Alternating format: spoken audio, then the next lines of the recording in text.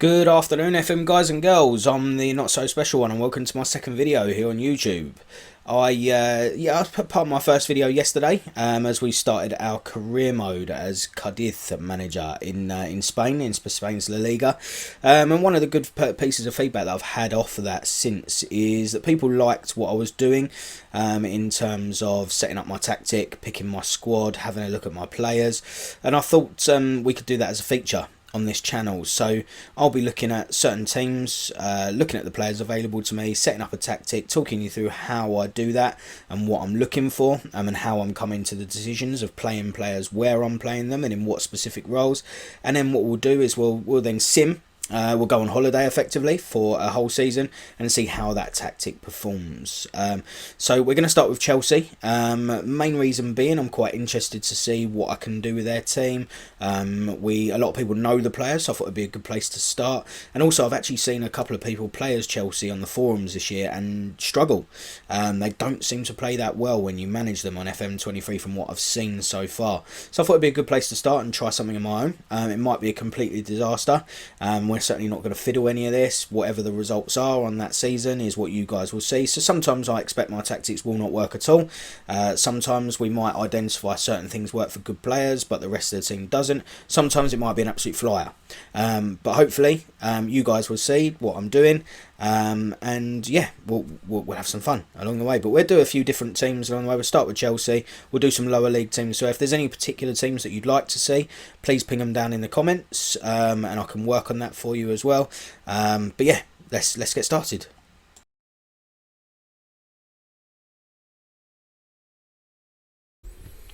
Now, anyone that knows my video from yesterday, anyone that's seen that, knows that we're gonna kick every single one of these videos off with a little dad joke. As I said, my daughter's a little bit horrified that I'm here.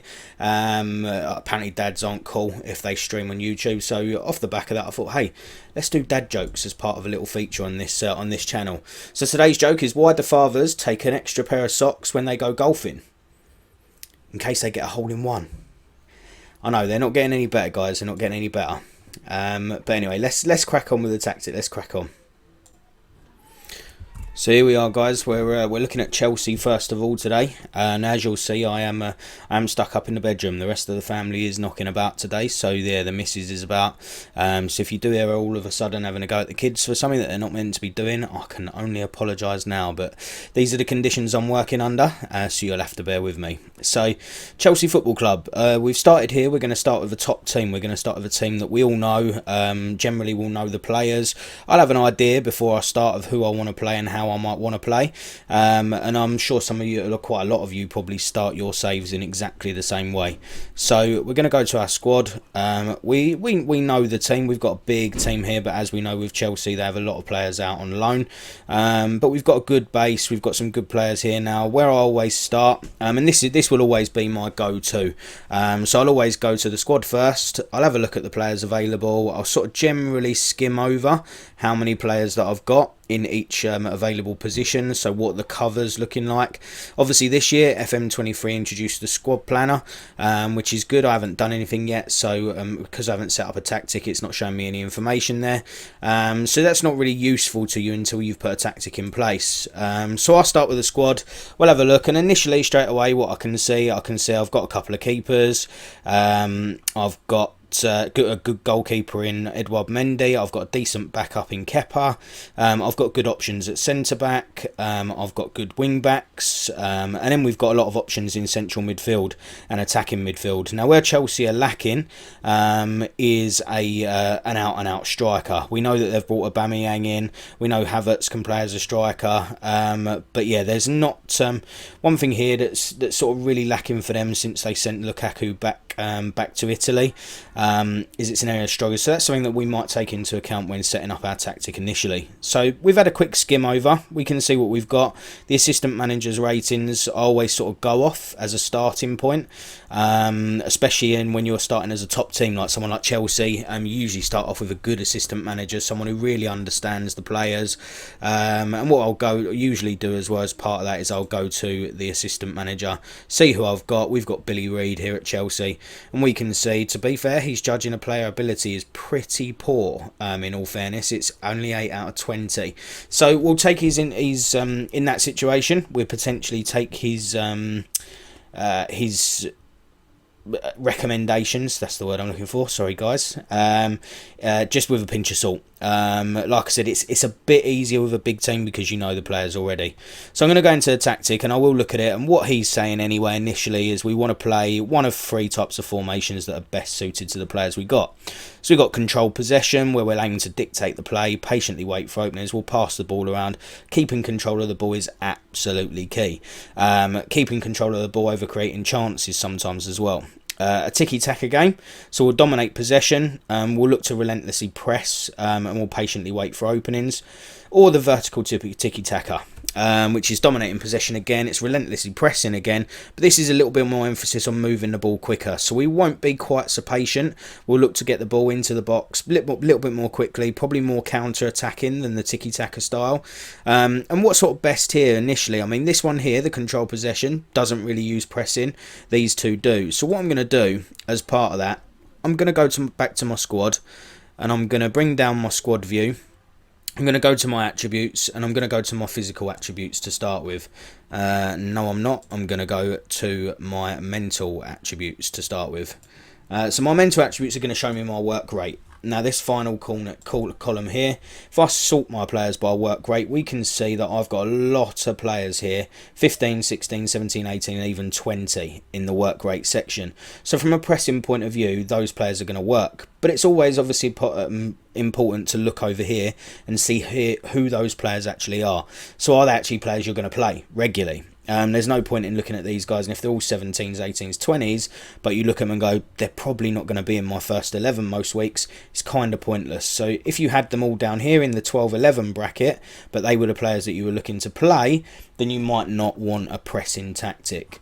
Here though, we can see we've got the likes of Kante, Mount, Azpilicueta, Jorginho, Conor Gallagher, Kovacic. These are all players that are going to get in our first 11 most weeks. So I'm happy with this. I'm happy to play a pressing style of football. So based on that, we're going to just switch this back to my normal view when picking squads. Go back to my tactics screen, and we're going to play one of these two. Now, which one I choose really is down to how I want to play. Do I want to play patient game? Do I want to get the ball in the box quickly? Now, from a point of view of patient, I would probably play that personally, and this is all sort of very objective. It's my personal opinions. You may differ. You may want to do things slightly differently, but for me, I would play a little bit more patiently when playing against weaker teams, just because they tend to sit back a little bit more. You need to keep the ball, you need to draw them out of defence to create opportunities, whereas the vertical tiki-taka, you can play that against maybe the stronger sides. So, and based on the fact that for us as Chelsea, we're a top team, we're expected to finish in the top 4. Most weeks we're going to be playing teams that are weaker than us. So based on that, we're going to go for a tiki-taka. What I would probably do is set up a vertical as well, for when I'm playing the stronger sides. But for this tactic test, what I really want to do is I want to set this tactic up. Then I'm going to go on holiday for a season. We're going to let that tactic play through. We're going to pick our standard 11, ask our assistant to play that 11 whenever he possibly can. And from that, we're going to see how the tactic performs. So we're going to pick a tiki-taka. We're going to go for that. As you can see, that initially starts us off already with a positive mentality, exactly what we want when we're playing weaker sides. Much shorter passing, playing the ball out of defence, lower crosses, dribble less. Well, I mean, these are the standards. I do like to tinker with these. I do like to do certain things depending on my players available to me. What I've got, I'll always sort of look at it, and I'll adjust these based on what we've got. So it'll always become a custom formation ultimately. I never really start these games, pick one of these and just roll with it. So we'll choose that formation, and then it gives us our 3 best options. So for the players that we've initially got, and again, this could change. Initially, you might just take a look at these and go, do you know what? I like the look of that. It gives me a central midfielder, a deep line playmaker, a defensive midfielder to cover the wing backs. In that situation, I'd look, am I going to be looking for my wing backs to push on? Or am I going to be looking to go forward as a team? If I'm looking for the wing backs to push on, I'll always look to play a DM, maybe even 2, depending on how attacking my wing backs are going to be. you might look at this one, you might like this because it gives you the attacking midfield option. It gives you essentially an extra forward. Or you might like a three at the back. I'll be honest with you, I've seen people have a lot of success with this style of formation. It's just not for me. I'll be honest with you, it's just not pretty enough. I do like a pretty formation. It's got to look good on the screen, and for some reason, just something about this huge gap here in midfield just doesn't sit right with me. Again, it's totally objective, it's totally my opinion, but I just don't like this. To me, that's just saying all day long we're hoofing the ball up to these guys. I mean, it's not, because you would push forward as a team, but it's so defensive, and I'm just not that style of manager. So we're going to go for the 4-1-2-3 effectively. They call it a 4-3-3. I've always referred to this as a 4-1-2-3. So we'll start with that. Then from a point of view of picking my players, I mean, it gives us initial roles. It's giving us the roles that are potentially the best for this formation. As you can see, we have got a deep line forward, so we're looking for someone to drop into this hole, and possibly these wide guys to actually play off of this front man. Now, from our perspective, we know the Chelsea team. We know who we're looking at there. So we're looking at either Aubameyang or potentially Havertz playing up front. Now, from their perspective, Havertz is actually classed as an elite attacking midfielder in my media description. So do I really want to be playing him as a forward? Probably not. I'm more likely to play him, although it's not his natural position. He's got all the attributes to do well as a wide winger cutting in, as an extra forward and getting into the box that way. So I want to be playing Aubameyang. So from that perspective, I'm not going to be looking to a deep line, because that's not Aubameyang's role. So we already know that will change. And then we've got three playmakers in the midfield. Yes, that fits the tiki-taka setup, but for me, it's a little bit too much in here of three guys doing the same role. Yes, one's a deep line, one's an advanced, one's a roaming, but there's no one in here winning the ball. There's no one in here just playing simple passes. It's all very much, let's try a pinpoint pass, and I can see with that, unless you've got three exceptional playmakers, I can just see us giving the ball away a little bit too much. So from that perspective, that will change as well. So I already can see things are going to change. But what I want to start doing is filling these gaps. I want to start putting players into the team. So we're going to go back to our squad initially. And this is where we'll use, to start with, a little bit of our own knowledge, because we know Chelsea. But also we'll work off the back of what our assistant manager's saying. So initially, let's start with the goalkeeper. We know Mendy's going in goal. We know Mendy's the number one in real life. He's a very, very solid goalkeeper. He's got fantastic attributes. All of these, obviously, that are highlighted, he's got high numbers in. The only one he doesn't really is vision as a sweeper keeper, but we can get around that in a second when I show you when we do his individual role. So at the back, although he's 37 years old, Thiago Silva is the rock at the heart of Chelsea's central defence. So he's absolutely going to play. And again, what I'll do, I'll pick my main centre-back first, and I'll always play them on their favoured side. So he's right-footed, very strong, not great with his left foot. So Thiago Silva, as standard, will get that right-sided central defence position. I've got several choices here where I can play. I can play his centre-back partner. We've got Fofana, we've got Koulibaly, we've got Trevor Chalobah who can play as a centre-back. Even Reece James can slot in there. Now, naturally, we know that Reece James is going to play right-back, so we're going to put him straight in because we know that's his position. So we're looking really ideally from Fofana and Koulibaly as the choice. Now, what I'd do in this situation, they're both rated as 3 stars. Fofana's obviously at 21 years old got a lot more potential, but I know I've got a right footer. Ideally, what I want to do is see if either of these can play with their left foot. That would be the ideal situation for me, and I would go for that initially based on the fact that I know they're going to be relatively similar on ability. I would sort of potentially pick that player based on their footed. So Wesley Fofana is reasonable with his left foot. Obviously his right is his strongest. Koulibaly is again exactly the same, so that puts us in a little bit of a predicament because actually they're very similar on feet. So in that position, what I'd do, I'd go back to Silva and I'd see where his weaknesses are. So really doesn't have many. As a centre back, he is still world class. Despite being 37 years old, this is a world class centre back. However, doesn't have much pace, as you'd expect from someone who's 37 and nearing retirement. So acceleration is 10, pace is 10. So I don't want another slow centre-back in next to him initially. I'd like someone with a little bit more pace. So that's probably going to be my defining factor on picking his partner. Now, Fofana, 15 and 16, pace and acceleration. Everything else is good, so we're happy there. Koulibaly, again, he's not slow, but he's not as quick. So I'm going to actually opt for Fofana in this situation. Now, I would imagine throughout a season, obviously if I was actually managing Chelsea, I would be certainly rotating all three of these centre-backs anyway. But from a point of view of picking my strongest 11, I feel that Fofana, partnered with Silva, is going to be my strongest pairing at centre-back. Now at left back, I've got a couple of choices. We've obviously got Marc Cucurella, who's just joined from Brighton, and we've got Ben Chilwell. I could follow my heart here straight away. Ben Chilwell I like. Cucurella has not been great in real life since he joined Chelsea. However, on the flip side to that, FM doesn't always follow real life form. So we're actually going to pick it based on statistics initially. Now what I know I do want to do with our tactic, if I go back to our screen, I know I'm going to be pushing James up the right. I know these two positions in the attacking winging positions are going to be inside forwards or inside wingers, so they're going to be cutting inside, so I definitely want my left back pushing on as well. So we are going to pick someone that's going to attack. Now, Ben Chilwell, getting forward, he's a great crosser of the ball. He's a good dribbler. Acceleration and pace is good. Stamina's great. Work rate's excellent. He is ticking all the boxes. Now, if we look at Cucurella, he is also a very good player. But straight away I can see, just from a quick glance, I can see that this guy, although he's got some good stats in anticipation and determination, he looks a little bit more defensive to me out of the two. Yes, he will still get forward, but he's a bit more focused on defensive. He's not as good a crosser, he's not as good a dribbler.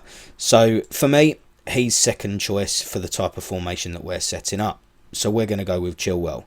Now my central midfield, my defensive midfield role is naturally possibly one of the most important in a 4-1-2-3. For me, I don't want a playmaker in there necessarily. That's what the two more advanced central midfielders are there to do. They're there to create the chances for the front three. This guy is my rock. He's the one that's going to break up the play. He's the one that's going to win the ball back and lay it on to those guys. Naturally, just from knowledge, again, we're working with a team here that we know. We know that Kante plays that role all day long. He can play as a defensive midfielder. He can play in the more attacking role as well.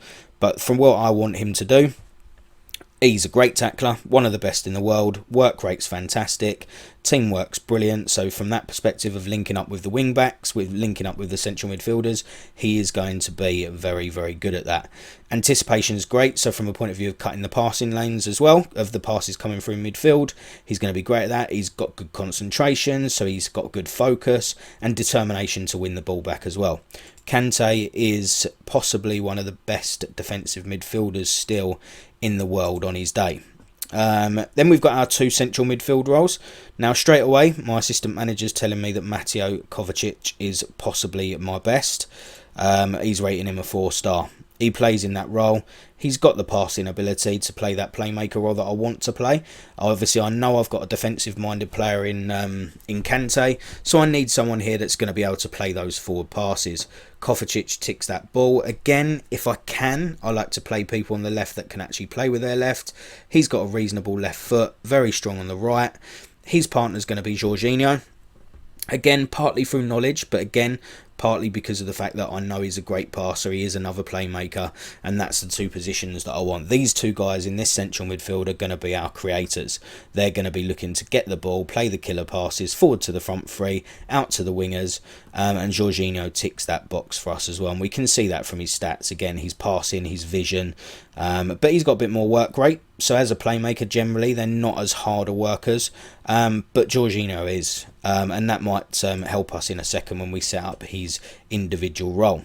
So with Jorginho, he again is reasonable on the left foot, stronger on the right, so it doesn't really matter to me which way I play these two round. But they're filling those two gaps. Then we come to the point of our wingers. So let's just check out our tactics so far. That's our current setup. It's not too dissimilar from what Chelsea are playing in real life. At the moment, Cucurella seems to be preferred to Chilwell.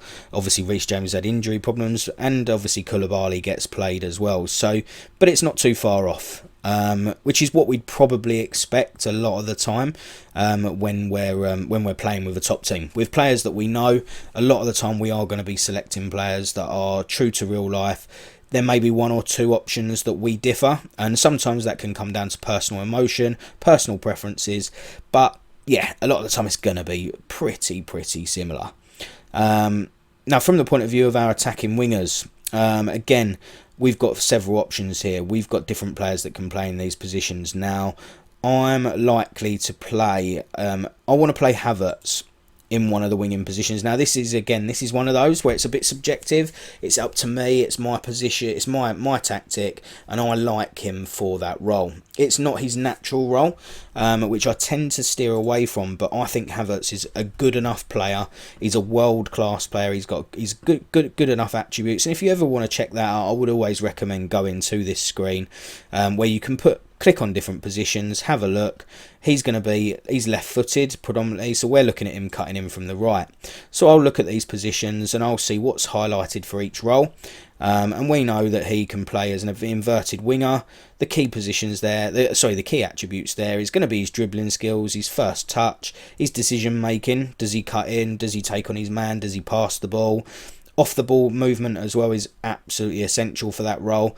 He's quick. And then we've got the inside forward where there's not quite so much required on the vision side of things. They're more of a finisher to a creator. Now, don't get me wrong, Havertz has got the ability to do both. However, I almost want this guy playing as a second striker. So I'm going to play him as an inside forward. Now, what I'm actually going to do though, I still think he's got passing ability. So you notice there, if I change that from inside forward support, it highlights the vision aspect. If I change it back to attack, it gets rid of it. So it's showing that as an attacker, he'll be more interested in getting in the box and scoring goals for himself. On a support function, because vision is now highlighted as an essential quality that is required for that position, or certainly a preferred quality, that tells me straight away he's going to be encouraged to pass the ball as much as he shoots. Now, because he's so good at creating opportunities, I'm going to be setting him to that. So he's going to go on my right side as an inside forward on support. And I think that is the best way to get the best out of him. So as I've just talked through that, I will go back here. I'm going to go through these players individually in a second. But to start with, I'm going to set him to that position because we've just talked about him and we've almost decided what he's going to do straight away. Now, obviously, Mason Mount, Raheem Sterling give me two options on the left side. Now, I'll be honest, I see Mason Mount more in this central midfield role. And I actually see him being more cover. Although he's very fancied in the Chelsea side, he is a very good player. Be honest with you, I just think for what I'm trying to set up here, Kovacic and Jorginho would be my first choice, just for the tactic that I'm setting up.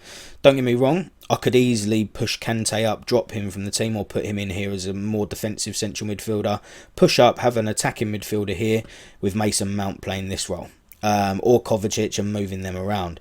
So if I was managing Chelsea for a whole season, again, I'd probably have a couple of different formations set up where I'd have a more attacking one here, and that would probably be more the vertical tiki-taka role that we spoke about before, about getting the ball into the box quicker. I'd want the extra striker effectively, or extra attacking midfielder getting into the box if I was getting the ball up quicker.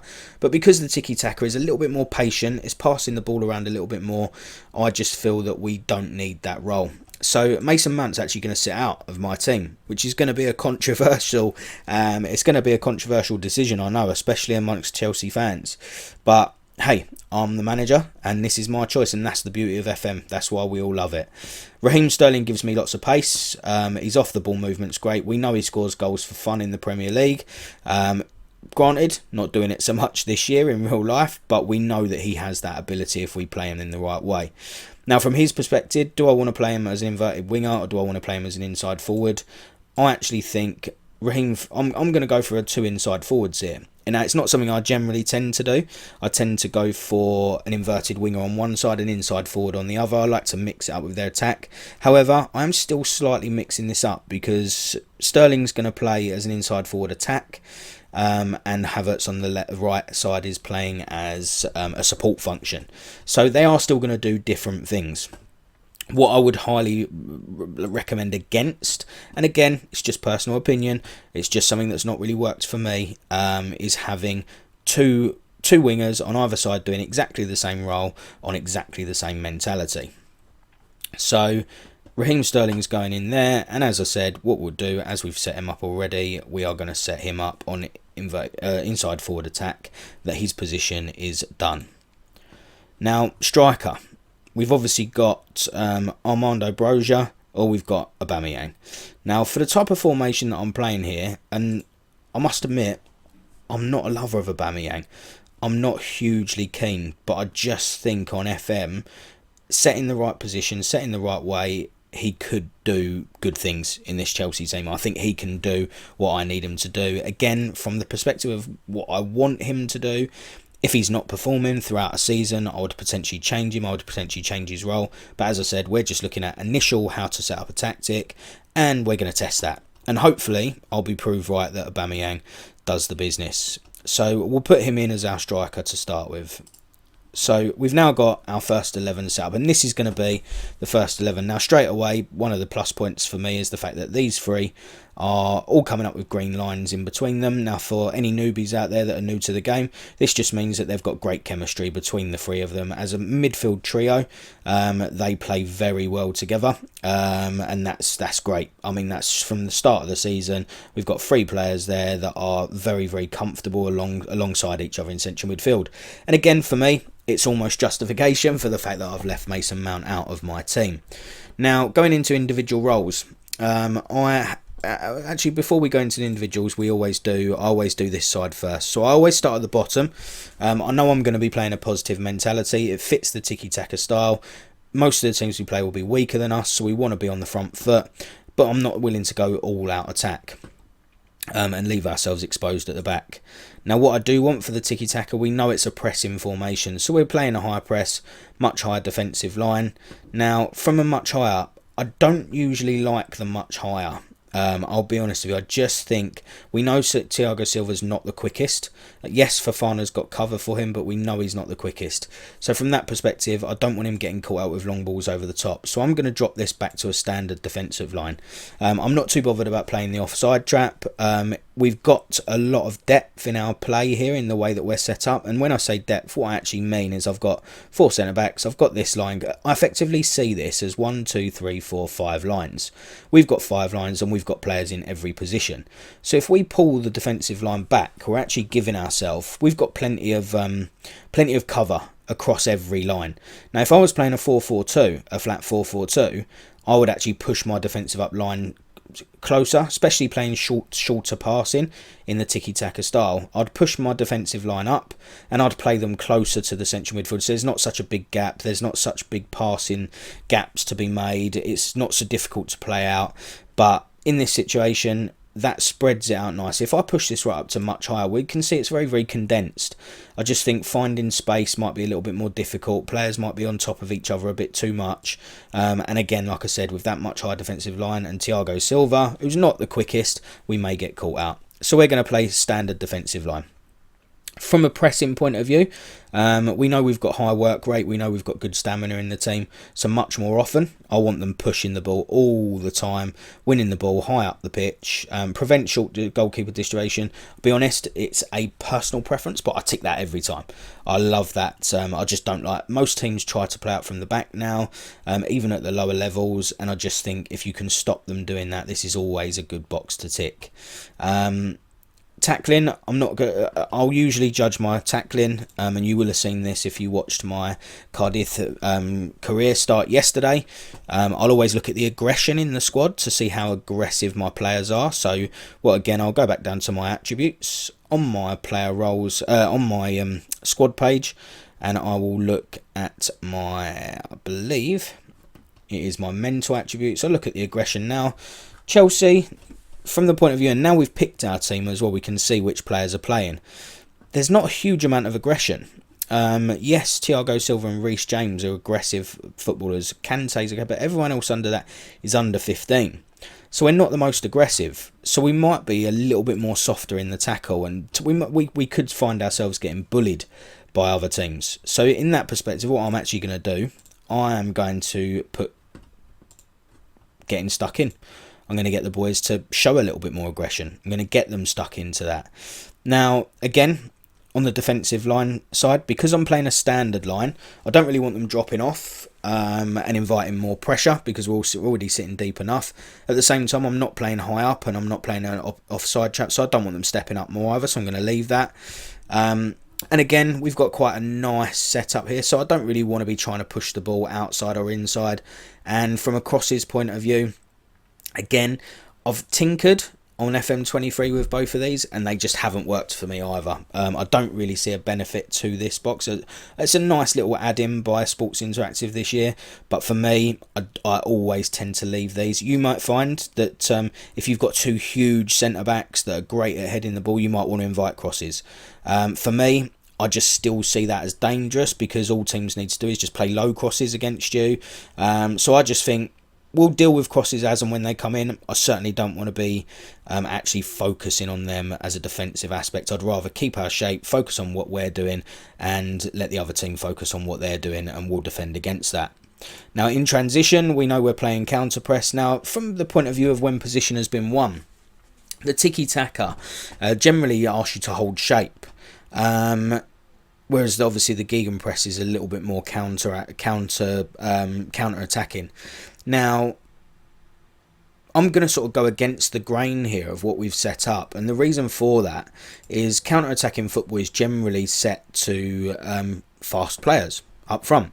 Now, we know Aubameyang has got decent pace, 15 acceleration, 15 pace. We know that Sterling is very, very quick with 18 and 17. We know Havertz is not as quick, but his pace is good, 17, so off the mark he's very good. Acceleration 13.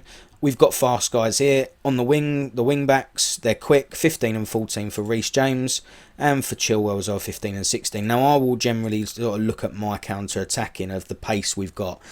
Can we get the ball forward quickly? Have we got the pace to counter? Yes, we have. We're going to sort of go slightly against that. So although we've used the tiki-taka as to set us up initially, we're probably more going into gegenpress sort of area now. Although it may be a mix of the two, because we're not playing a really high line. But this is where I create formations by doing exactly this, setting a base and then working from it. Goalkeeper in possession, distribute quickly. Do I want him doing that? Yes, probably in this situation, because as I said, we've got the pace. So even if players are slightly out of position, we've got the pace that they can get to the ball. We've got the pace that they can create attacks. I would generally sort of see distribute quickly as a no-go if my players aren't that quick to get back to their positions quick enough after we've been on the attack. But we have, so we're going to go with that. And we want to be playing out from the back initially, so we want him playing to distribute to centre backs and full backs. Now, from a point of view how he distributes it, I always look at the goalkeeper. What's he like at kicking? What's he like at throwing? Now, Mendy is 13 for kicking.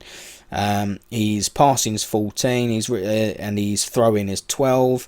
He's not fantastic at any. So in that situation, but he's a half decent kicker of the ball. So we're just going to go with take short kicks. He'll get the ball down his feet and pass out to he's 14 for passing. That's good enough. And then in possession, now you will have seen again on my video that I did yesterday, I always come back to this after I've done the individual roles, just because I think how you set your players up individually can actually affect how you want to play when you've got the ball, and it might affect what you want to do with these. So Mendy, we've got him currently as a sweeper keeper on attack. I'll be honest with you, I don't like that.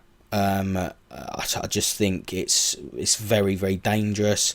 We know he's okay with the ball at his feet, but he's a half decent passer of the ball, so I do want him to play some counter-attacking passes, so I'm going to put him on support. Attacking is just a bit too much for me for a keeper. I'll always opt for defensive and support.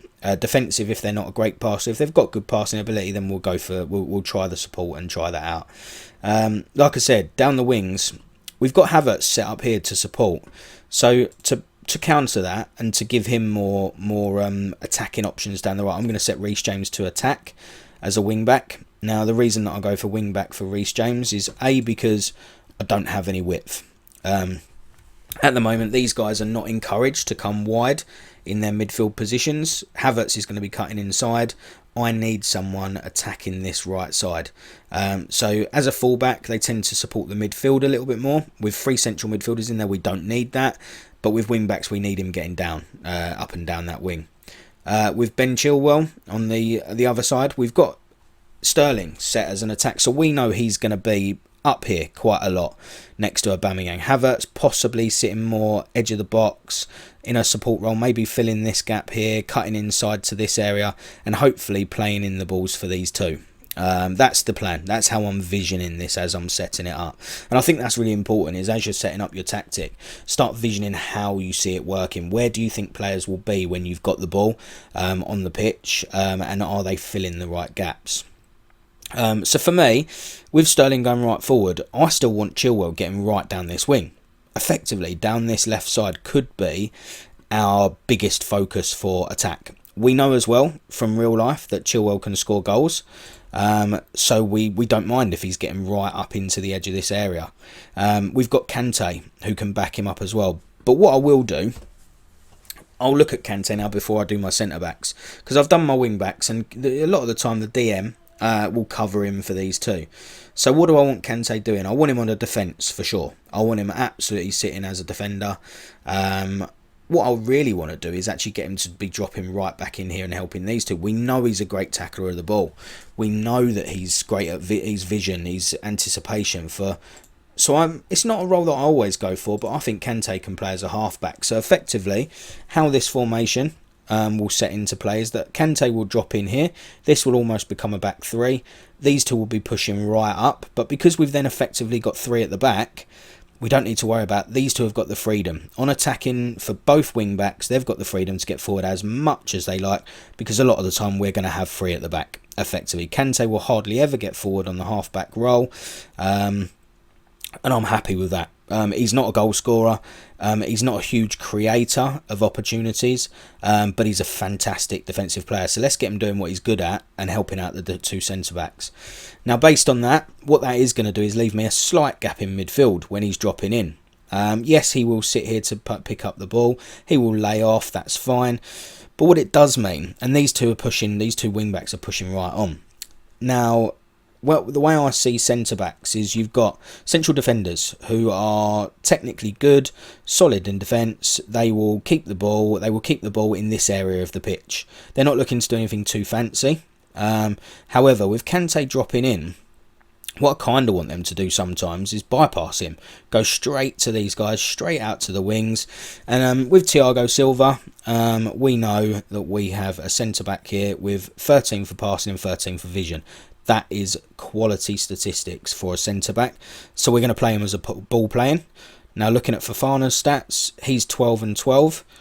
I'm quite happy for him to be playing those balls as well. So I'm going to play 2 ball playing defenders, because I am quite happy for them to be playing it out here, and bypassing Kante straight into our 2 creative midfielders as well. Now looking at Kovacic, what's his best role? Initially, looking at this, he's an advanced playmaker or a deep lion. There's no point in playing him as a deep line. I don't want someone sitting in here. I don't want Kante dropping back and a central midfielder dropping back. It's far too defensive when we should be looking at dominating teams. So what we're going to do, we want Kovacic definitely getting forward as part of his role. Now, on the advanced playmaker role, what you'll notice, which is definitely the role I want him to play, when you pick this up, you can see on support, his statistics... sorry, 2 seconds... When we look on advanced player and support, we can see down here, it shows us that he takes more risks and shoots less often. When we stick him to attack, he'll actually dribble more as well. So take more risks, dribble more, and shoot less often. Now, you'll see that Kovacic is a great dribbler of the ball. So I'm happy for him to be bringing the ball out of midfield, dribbling it into these attacking midfielders, and then laying off a pass. That's what I'm asking him to do as an attacking advanced playmaker. He's not the greatest shot taker. Long shots isn't great. He's not a good finisher, so I don't really want him taking shots. So the fact that that role is also already set to shoot less often is perfect for him. Now, from the point of view of Jorginho, I don't want him doing the same thing. Now, Jorginho's key role is deep line playmaker. Now, we already said that we don't want to play that. So we're going to look at something slightly different for him. Now, Jorginho is a bit of an all-rounder. He can do everything. and he's got the work rate as well. So box to box, there's certain things there that I don't like. He's not a great finisher. He's not great at long shots. A box to box, he's going to get right into the opposition box and he's going to get chances. I don't want that. So what I'm going to do, I'm going to set him as a central midfielder support. Because this is going to hold him in that central midfield. He's going to be the key link-up play between midfield and attack, and with Kovacic bombing on ahead of him. And what that role will do as well in a second, when I actually look at his individuals, I can actually sort of really mould him into what I want him to do, because you'll see that he starts with no starting instructions on that role at all. So I can mould him. I can tell him exactly what I want him to. I can guide him. Or I could just sit and go, do you know what? Jorginho is a world-class player. Let's just let this guy do his thing. Let's just not tell him what to do. He's an intelligent player. He knows what he's doing. Like, just leave him and let him do his thing. And sometimes that'll work as well. But for now, we'll do that. So with Havertz, we've already said what we wanted with him, and we've put him in his position. We've put Sterling in his position. We talked about that before already. So really, it's about how we link up Aubameyang with them. Now, like I said, I don't like Aubameyang as a deep lying forward. He's not that type of player. However, what he is very good at is playing as an advanced forward. That's his key position. He is off the ball movement is fantastic. His composure, his finishing, his anticipation of the ball being played is perfect. I want this guy as an advanced forward. He is the focal man. He is the man we are trying to get to score the goals.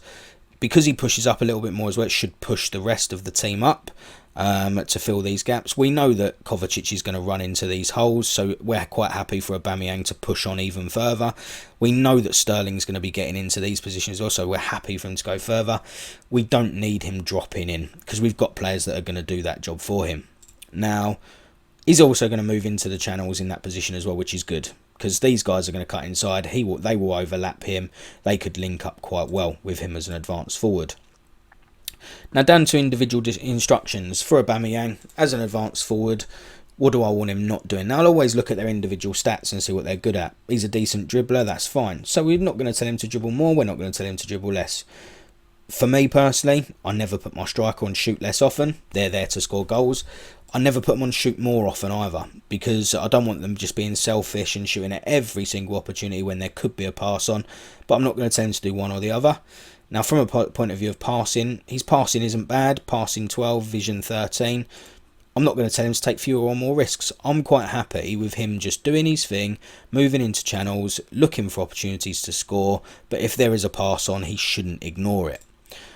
For Havertz, let's have a look at his individual stats. He is, again, fantastic passer of the ball. We know naturally as his position that he is going to dribble. He's going to cut inside. He's going to take more risks with his passing. I don't want him to shoot less because he's a great finisher.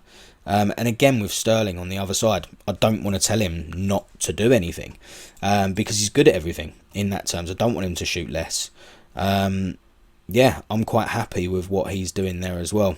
Now, what I would potentially look at throughout a course of a season, and something to bear in mind, these wide players, because we've got two wing-backs that are playing on attack, they're going to hug this touchline all day. Now, these guys are going to cut inside from the wing. Now, what I would do, I'd look at their position on the pitch, and I might change them to sit narrower if I find that they're not getting the ball enough, or if they're crossing over too much with these guys and the attacking wing backs. But to start with, I'm going to keep it as it is. Jorginho, I said before, we can really mould this guy. We can tell him to do whatever we want. As a central midfield support, it's one of those roles that gives you complete freedom over instructing the player. From my perspective, what do I not want him doing? He's not a great finisher. I don't want him shooting. He's not the best dribbler, but he can dribble. And from the point of view of taking risks, he's a fantastic passer of the ball. He's 18 for passing and 18 for vision. Anticipation is 16, so he anticipates the runs of strikers. I want him taking more risks on passing all day long. I want him shooting less. Dribbling, I don't really want him to tell him to do more or less. He should have the intelligence as a good player to work out when it's an opportunity to do so or not. What I'm going to do with Jorginho as well, because Kante's sitting in here as a back three, I actually am going to tell Jorginho to actually tackle a little bit harder, just because he's a good tackler of the ball anyway. But Kante's going to drop in here, Jorginho is going to sort of sit in this hole when he does, and I want him breaking up the play, hopefully before it gets to these three. I've got confidence in these three, absolutely, but Jorginho is there as another breaking up the play and starting counter-attacking moves, which we're playing that style of football. So from that perspective, we're happy. I'm happy with how this is set up. Hopefully it all makes sense. The only other thing that I will do as well on these guys, sorry, I should have mentioned before, I always set my centre-backs to shoot less often. Especially as ball players, they might get slightly more forward, they might get in more advanced positions. I don't want them wasting shots, especially when we're playing a patient build-up play game. Although it's on counter-attack, it is still a patient style. So now what the last bit's done on the tactic. We've done all our individual roles. We're going to go to in possession. We're going to look at this, and this is the final piece of the puzzle. Now, from our perspective, what do I want to be doing? I've got width in my wing backs. My main creative source is these three. These two here. They're my main creators. And these guys are cutting in from the wings. So they're going to be more here when we've got the ball, coming in when they get it. So I do want to play a fairly narrow. We're playing much shorter passing initially, and that fits well with fairly narrow. You want your players closer together. There's no point in having your players wide apart from each other, telling them to pass it shorter. These two would just keep passing it to each other. But if we're telling these guys to play narrower, they'll be closer. They should open up more opportunities for a pass. So we're going to go with much shorter passing. I'm happy with that. Now the lower tempo I'm not, just because it's Premier League. People in the Premier League do not play low tempo football in general. Yes, if you're absolutely world class, Man City can slow the game down when they want to, but most teams play a higher pace. But from our perspective, I don't want to be going too mad because it's short passing. I want to be playing at a slightly higher tempo. But that's really because of the league and because I know it and what I'm doing. So again, I'm slightly going against the grain of what the formation was telling me to do in the start.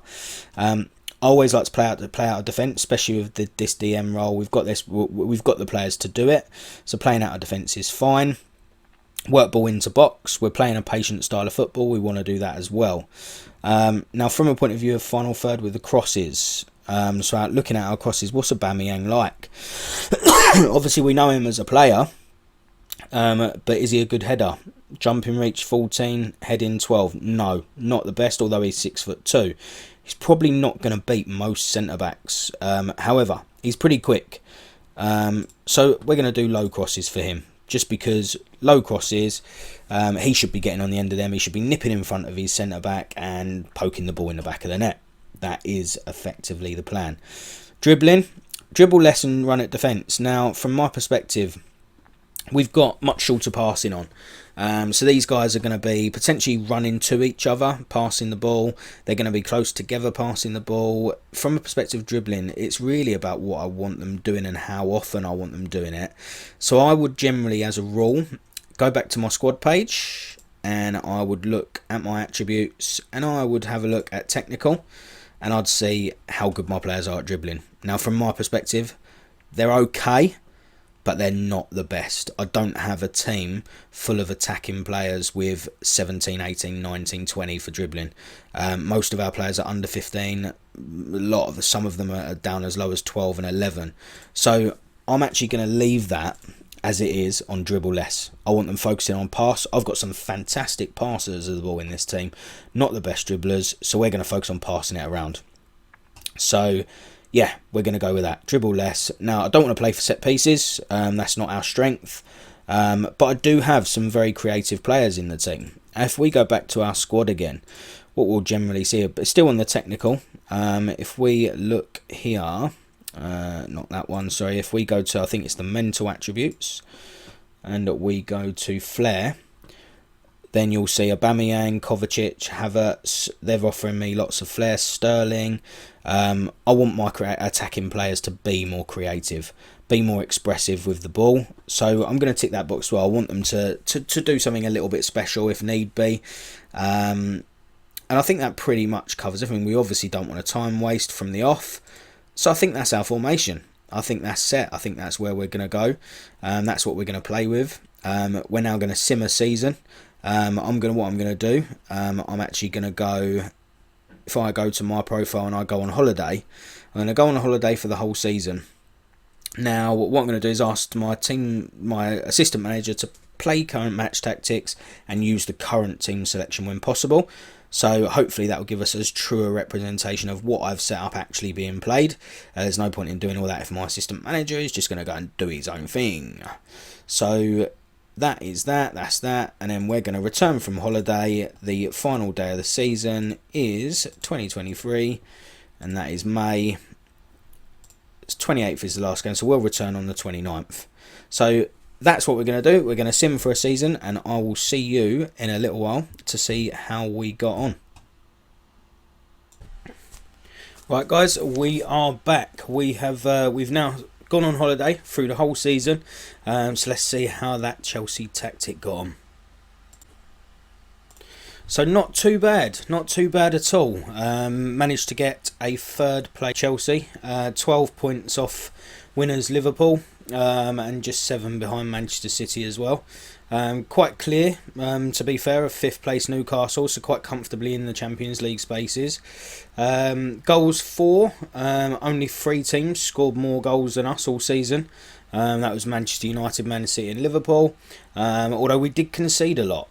49 conceded, so quite a lot of goals conceded. So let's have a look and see what at some of the results. Let's have a look throughout the season. So it looks like always. Look at that game to start. Wow, a 6-4 defeat to Liverpool on the opening day of the season. What a game! Well, you can't say my tactic doesn't entertain the fans. 10 goals in the opening day, that will do, even if you're on the losing side. Then a loss to Man United, so it didn't start well at all, but then we went on a 4-game winning streak, and Raheem Sterling and Pierre-Emerick Aubameyang started the season in absolute blinding form by the looks of things. Then a cheeky little win against Arsenal before losing in the Champions League, and we strung together another little run. Okay, that looks good. And then this looks like the key here, this area here. So throughout October, 5 wins in 7 games, 2 draws, a nice little 7-game unbeaten run there. Another manic game to Manchester City there, losing 5-3. So we had a lot of goals against the big teams by looks of things. Further down, we had a nice little 5-win run there as well.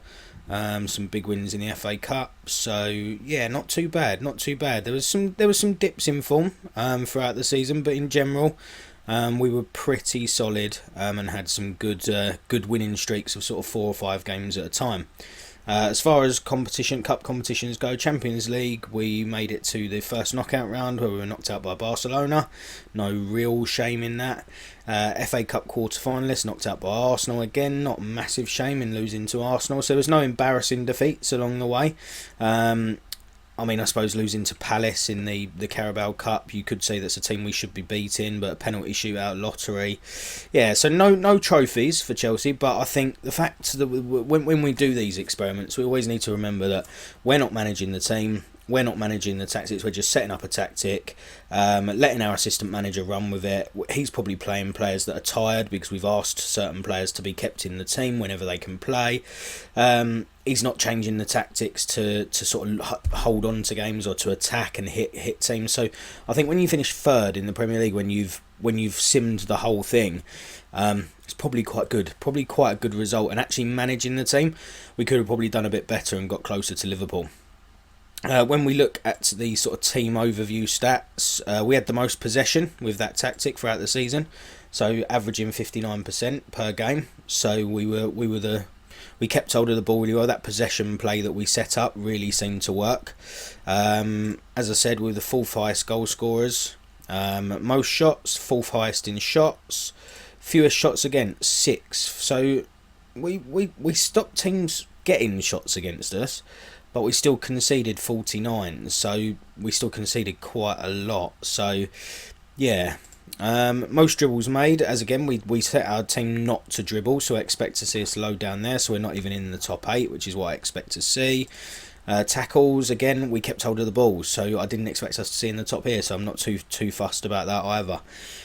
Most clean sheets, we did have 14 clean sheets, even though we conceded a lot of goals. So it seemed that when we conceded quite a lot, but we did keep quite a lot of clean sheets throughout the season. So probably a little bit inconsistent defensively, but decent enough. When we look at our squad, let's look at how the team got on individually. So Did we get the best out of our players? If first of all I rate this by goals, we can see that Pierre-Emerick Aubameyang, at 33 years old, and with a lot of people saying he's past it, we absolutely got the best out of this guy. 38 goals in 52 games. So a stunning season for Aubameyang. He was unbelievable. 25 goals in the Premier League, 7 goals in the FA Cup in four games, 2 in the Carabao Cup, 4 in the Champions League in 8. He had possibly one of his best ever seasons. So we the formation 100% got the best out of him. Kai Havertz also banged in 17 goals in all competitions. Alongside that, 10 assists. So I'd say we got decent return from him. Certainly got a good return from him. He done well. Champions League, he was a bit poor, 6.65 average rating, so he did not play well in 8 Champions League games. But in the Premier League, 13 goals, 9 assists, we can't knock that at all, and we'll take that all day long. With regards to Jorginho, 10 goals for him, 10 goals for Sterling. Sterling was our best creative outlet as well, alongside Reece James. So Raheem Sterling got 16 assists from that left wing position cutting in. 12 of them came in the Premier League. So a good season for Raheem. And Reece James down the right wing, coming up from wing back, 16 assists for him. Absolutely superb. So again, we can't knock that result at all. So I think in general, if we sort of now rate them by average rating, I think in general, most of the players performed pretty well throughout the season. Best player on average rating was definitely Raheem Sterling throughout 50 games, 7.13. We're obviously going to ignore Lukaku having a great season out in Italy. N'Golo Kante, again, we didn't expect much from him going forward, but he still managed 6 assists from that half-back role.